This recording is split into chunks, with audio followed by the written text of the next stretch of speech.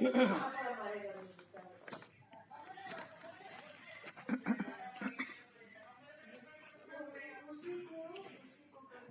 शांति। आज प्यारे बाबा की 16/2/21 की मुरली है।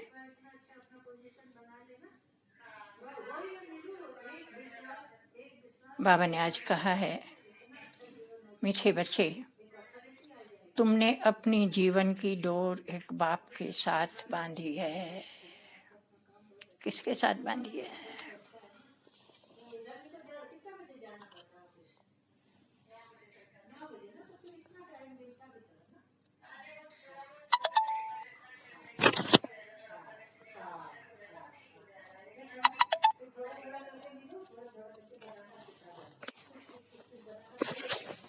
बाप के साथ। बाप कौन है? सर्वशक्तिवान। ऐसे सर्वशक्तिवान बाप के साथ जीवन डोर बांध ली तो अब और क्या चिंता है?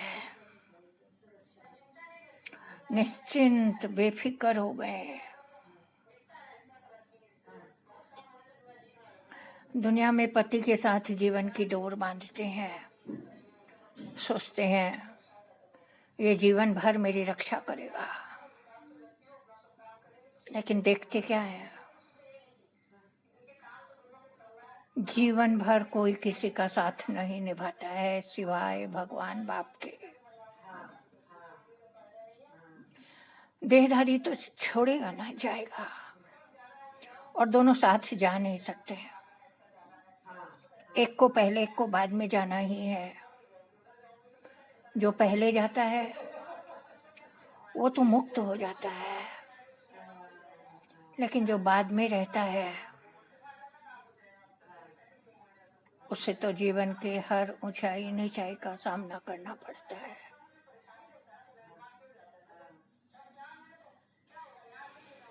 कैसी विडंबना है, साथ निभाने का वायदा करके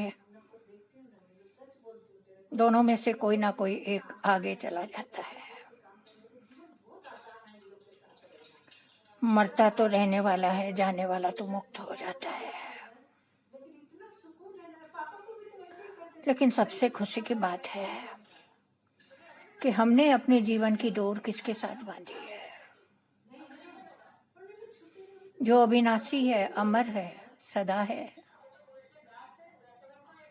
जो कभी भी हमारा साथ नहीं छोड़ेगा, जीवन के अंतिम छोर तक वो हमारे साथ है, रहेगा।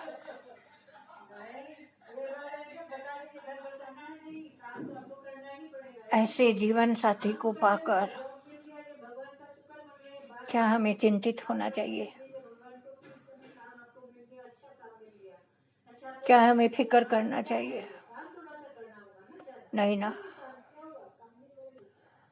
बस हमें भी ऐसा जीवन साथी मिला है जिसको अपने जीवन की डोर सौंपकर अब निश्चिंत होकर बैठे हैं।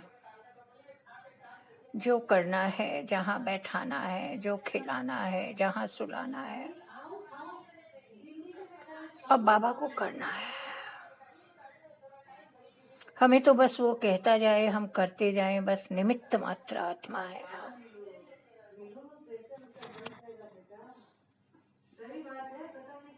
सिर्फ अपने आप को निमित्त समझकर चलते चलें। अपनी बुद्धि का उपयोग करने की जरूरत ही नहीं है। वो बुद्धिवानों की बुद्धि है, बस वो हमें यूज करता रहे। उसको एक ऑफर देके छोड़ देना है, बाबा आप मुझे यूज करो। यूज करना माना भाग्य बनाना। हमने उसको जीवन सौंपा है, दिल से सचमुच उसको जीवन को सौंप देना है, फिर देखें वो कैसे चलाता है। हम सोच भी नहीं सकते हैं, इतना अच्छा वो चलाता है। कदम कदम पर जैसे खड़ाई है, कदम कदम पर जैसे मदद मिल रही है, गाइडलाइन मिल रही है। सिर्फ दिल से बाबा को महसूस करें, बाबा मेरे साथ है, बाबा मेरा साथी है। बस उस एक से ही अब हमारा कनेक्शन रहे। बाकी सारी दुनिया तो जैसे हमारे लिए मर गई। दुनिया मरी या नहीं मरी, हम मर गए तो हमारे लिए दुनिया मर गई। दुनिया चल रही है, चलते रहेंगे, लेकिन मेरा तो एक बाबा, दूसरा ना कोई। सारी दुनिया के लिए मैं मर गई और मेरे लिए सारी दुनिया मर गई। बुद्धि में पक्का करना है, बस एक से ही तोड़ निभाना है। यूं देखा जाए तो एक से निभाना तो बहुत आसान है, लेकिन अनेकों से निभाना तो बहुत मुश्किल है। लेकिन अपने प्रैक्टिकल जीवन में हम क्या करते हैं? अनेकों से आराम से निभा रहे हैं और एक को भूले हुए हैं, और इसी कारण आज हमें सारी तकलीफें हो रही है। अगर सिर्फ और सिर्फ उस एक को याद रखें तो बाकी सबको राजी करना तो उसका काम है, और उसके लिए तो चुटकियों का काम है, पलक झपकते वो करता है। अब हमें किसी की परवाह नहीं करनी है। परवाह नहीं करने का मतलब डिसरिगार्ड नहीं है, लेकिन हमें लोक लाज कुल की मर्यादा की तरफ अब इतना ध्यान नहीं देना है, क्योंकि हम ही ने तो कहा था परवाह थी पार ब्रह्म परमेश्वर की, वो मिल गया। अब और क्या चाहिए? सचमुच वो मिल गया है, ये एहसास अंदर रहना चाहिए। यही एहसास हमें उससे जोड़े रखता है। वो तो हमें कभी भूलता नहीं है, छोड़ता नहीं है, लेकिन हम दुनियावी बातों में पढ़कर उसको भूल भी जाते हैं, कई बार छोड़ भी देते हैं, विस्मृति हो जाती है। फिर जब मुश्किल आती है तो उसकी याद आती है, लेकिन वो दुनिया वालों की तरह नहीं है। हमारा बढ़ा हुआ हाथ वो पकड़ लेता है और हमें बड़े प्यार से चलाता है, रास्ता बताता है, साथ देता है, मदद करता है। इसलिए उसके साथ ही कनेक्शन रखना है। सिर्फ कहने मात्र नहीं कि मेरा तो एक शिव बाबा, दूसरा ना कोई। प्रैक्टिकल में अगर ये हो जाए तब जो जीवन होगा उस जीवन की हम कल्पना भी नहीं कर सकते। भगवान आया है हमें सुख का वर्षा देने के लिए। कदम कदम पर हमारे लिए सुख बिछाए रखा है। हर बाप यही चाहता है उसके बच्चे सुखी रहें। ये तो परमात्मा बाप है, कितना सुख देता है हमें, कैसे सारे संबंध निभाता है, कैसे हमारे सिर पर छत्र बना हुआ है, कैसे हमारी रक्षा करता है। बस ऐसे बाप का हाथ पकड़कर उसके श्रीमत पर चलते चले जाना है। आज का प्रश्न है, संगम युग पर आत्मा अपनी डोर परमात्मा के साथ जोड़ती है, इसकी रस्म अज्ञान में किस रीति से चली आ रही है? संगम युग पर ही हमें परमात्मा का सत्य परिचय मिलता है और हम आत्माएं उसे अपने साजन प्रियतम के रूप में मानते हैं, स्वीकार करते हैं, और हम समझते हैं हम तो अमर सुहागिन है।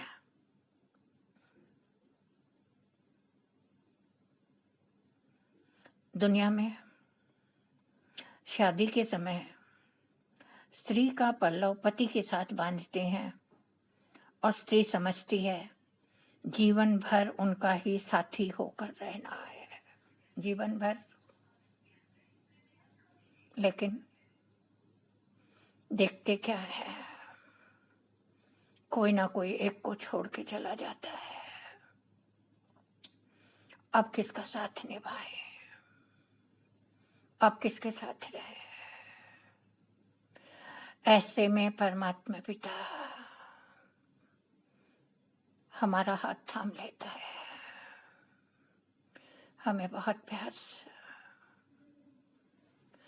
संभालता है, आगे बढ़ाता है, चलने की हिम्मत देता है, शक्ति देता है।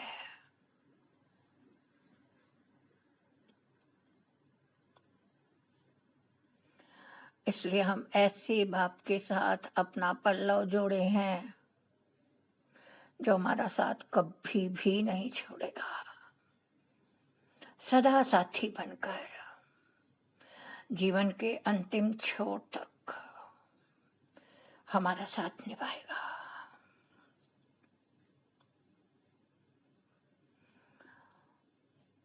कितना इंतजाम हमारा करता है। वो पति तो एक जन्म भी साथ पूरा नहीं निभाते हैं लेकिन ये पति हमारे 21 जन्मों की परवरिश की व्यवस्था करके जाता है। 21 जन्म, 2500 वर्ष किसको कहते हैं? कभी कोई ऐसा देहधारी देखा जो पूरा एक जीवन भी साथ निभाता हो? नहीं ना। लेकिन ये अविनाशी पति अमर साजन 21 जन्मों तक हमारी ऐसी व्यवस्था करके जाता है कि दुख, परेशानी, विघ्न, बीमारी, विपत्ति हमें छू भी नहीं सकते। बहुत विचार करने की बात है। कौन होगा दुनिया में ऐसा? जितना सोचते हैं उतना प्यार बढ़ता है, जितना सोचते हैं उतना उस पर वारी जाते हैं, जितना सोचते हैं उतने अपने भाग्य पर नाज होता है। कितना अच्छा मेरा भाग्य है कि शिव साजन मेरे साथ है, मेरा साथ निभा रहे हैं। न सिर्फ एक जन्म बल्कि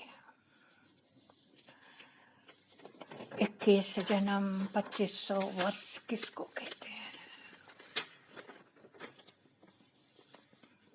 इन 2500 वर्षों में कोई दुख, कोई विपत्ति हमारे पास नहीं आती है। और लौकिक साजन एक जन्म का साथी होता है, लेकिन उस एक जन्म में भी कितना उतार चढ़ाव आता है, कितनी विपत्ति, बीमारी का सामना करना पड़ता है। भल साथी बनकर साथ निभाता है, लेकिन बाबा की तरह नहीं है। हम सब जानते हैं देहधारी के पास लिमिट होती है, लेकिन परमात्मा साजन तो सर्व शक्तियां उसके पास अनलिमिटेड है। जो कुछ वो कर सकता है वो दुनिया में कोई भी नहीं कर सकता।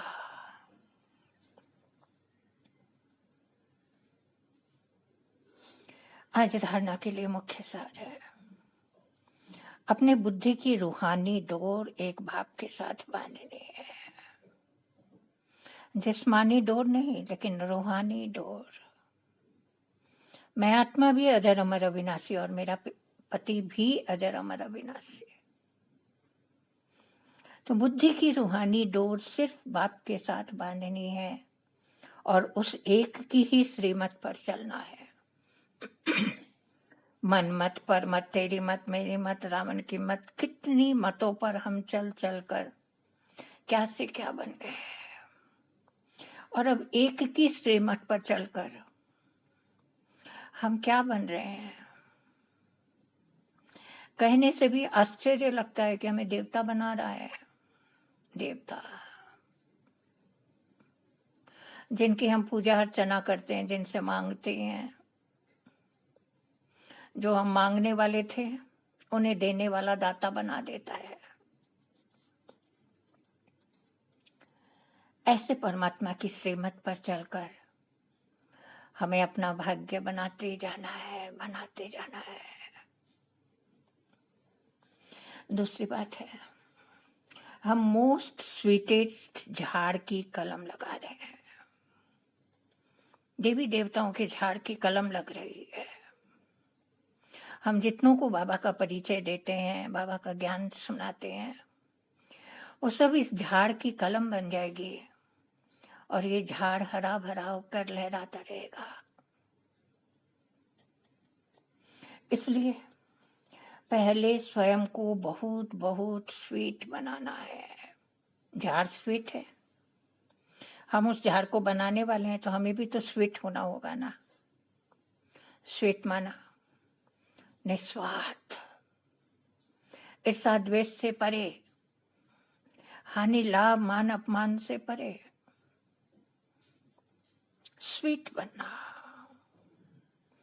बाबा कितना मीठा है, हम उसके बच्चे भी बाप समान मीठे बन जाए।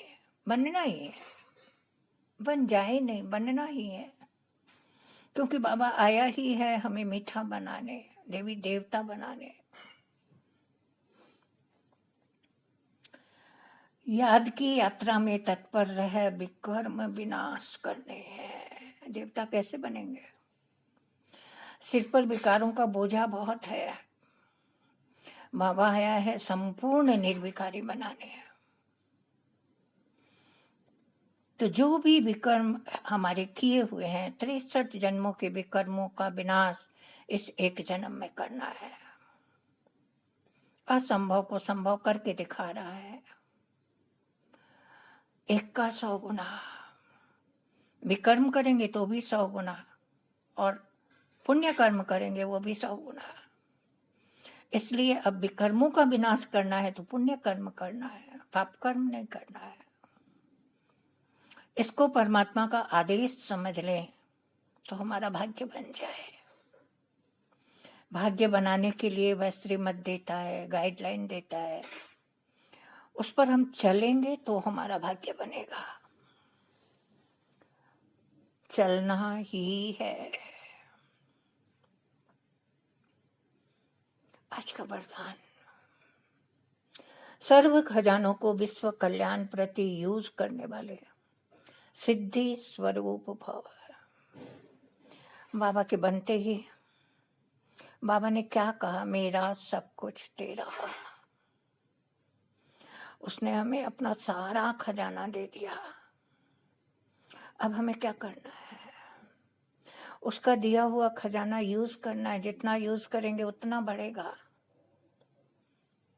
स्थूल धन यूज करते हैं तो कम हो जाता है, लेकिन ये ज्ञान धन जितना हम दूसरों को बांटेंगे उतना बढ़ता जाएगा। ये बढ़ाने की विधि भगवान सिखाता है हमें। जब हम बढ़ाते हैं तभी हमारा भाग्य भी बनता है, पुण्य का खाता जमा होता है, दुआएं मिलती है। हमें भी तो किसी ने परिचय दिया ना, उसके प्रति हमारे दिल से क्या निकलता है? उसके प्रति कितना रिगार्ड, कितनी दुआएं होती है ना। तो हम भी किसी को भगवान का परिचय देंगे, उसको भगवान का बनाएंगे, उसका जीवन संवारेंगे, तो उसे कितनी खुशी होगी। वो भी हमें क्या देगा? यही तो खजानों को बढ़ाना है। भगवान ने सर्व शक्तियाँ, सर्व गुण, समय, संकल्प, कितने खजाने हमें दिए हैं। इन सब खजानों को यूज करना है, लेकिन अपने प्रति नहीं, अभी औरों के प्रति यूज करना है, बांटना है। जैसे अपने हद की प्रवृत्ति में, अपने हद के स्वभाव संस्कार की प्रवृत्ति में बहुत समय लगा देते हैं। आज सारी दुनिया में क्या हो रहा है? सब अपने लिए जीते हैं, अपने लिए मरते हैं। लेकिन बाबा ने हमें कैसा जीना सिखाया है? औरों के लिए जियो और अपना जीवन बनाओ। लेकिन अपनी अपनी प्रवृत्ति से परे अर्थात उपराम हो रहो और हर संकल्प, बोल, कर्म और संबंध संपर्क में बैलेंस रखो तो सर्व खजानों की इकोनॉमी द्वारा कम खर्च वाला नसीन हो जाएंगे। कितनी गहरी और सुंदर बात बाबा ने बताई है। हमारे पास संकल्प, बोल, कर्म, संबंध, संपर्क सब खजाने हैं। इन खजानों को वेस्ट नहीं करना है। व्यर्थ संकल्प विकल्पों में अपनी बुद्धि लगाना, व्यर्थ बातों में अपना समय लगाना, व्यर्थ कर्म में अपने गुणों को लगाना, अब ये हमें नहीं करना है। हमें तो कम से कम खर्च करके ज्यादा से ज्यादा कमाई करनी है। इसी को बाबा कहते हैं कम खर्च वाला नसीन। अभी समय रूपी खजाना, एनर्जी का खजाना, स्थूल खजाने में कम खर्च वाला नसीन बनो। समय बहुत बड़ा खजाना है। अब हमारे पास समय बहुत कम है। इस समय को वेस्ट ना करें, व्यर्थ में ना जाने दें, नेगेटिविटी में ना जाने दें और इस खजाने को हम यूज करें विश्व कल्याण प्रति। ऐसी ही एनर्जी का खजाना, हम समझते हैं हमें शक्ति नहीं है, लेकिन जब समय आता है तो हम देखते हैं कि हमारे पास कितनी शक्तियां और हम कितना कुछ कर लेते हैं। इन शक्तियों को, एनर्जी को हमें स्थूल में खर्च नहीं करना है, लेकिन इसे हमें विश्व कल्याण प्रति यूज करना है। तभी तो सिद्धि स्वरूप बनेंगे। सिद्धि स्वरूप धीरे धीरे हम अपने समय, सांस, संकल्प सब अगर बाबा के घर में लगाएंगे तो हमारे हर वाक्य सिद्धि स्वरूप हो जाएंगे। हमने कहा और हुआ, यही बाबा देखना चाहते हैं। देवता बनना माना क्या, वो केवल वरदान देते हैं और सिद्ध हो जाता है। हमें भी क्या करना है, सबके कल्याण की भावना रखते हुए, सबको ब्लेसिंग, सबको दुआएं, सबके कल्याण करने की भावना रखते हुए, सबके लिए शुभ भावना, शुभकामना रखनी है तो हम भी सिद्धि स्वरूप देवता समान बन जाएंगे। आज का स्लोगन है, एक की लगन में सदा मगन रहो तो निर्विघ्न बन जाएंगे। थोड़े से शब्दों के अंदर बाबा ने कितनी गहरी बात कह दी है। एक की लगन, लेकिन वो एक कौन? वही मेरा प्यारा बाबा, वही मेरा मीठा बाबा। बस उसकी याद में खो जाए।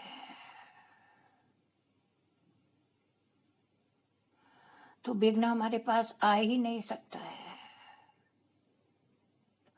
बाबा कहते हैं ना, जहाँ बाप है वहाँ पाप नहीं, लेकिन जहाँ पाप है वहाँ बाप नहीं है। तो अब हमें बाबा को साथ रखना है, बाबा की लगन में मगन हो जाना है, खो जाना है और फिर निर्विघ्न बन जाना है। निर्विघ्न बनने की ऐसी सहज विधि और कौन बता सकता है। लेकिन बाबा की लगन में मगन कैसे हो? जितना बाबा से प्यार बढ़ता जाएगा, जितना प्राप्ति हमें होती जाएगी, उतना बाबा से हमारा प्यार बढ़ता जाएगा और हम बाबा की यादों में खो जाएंगे।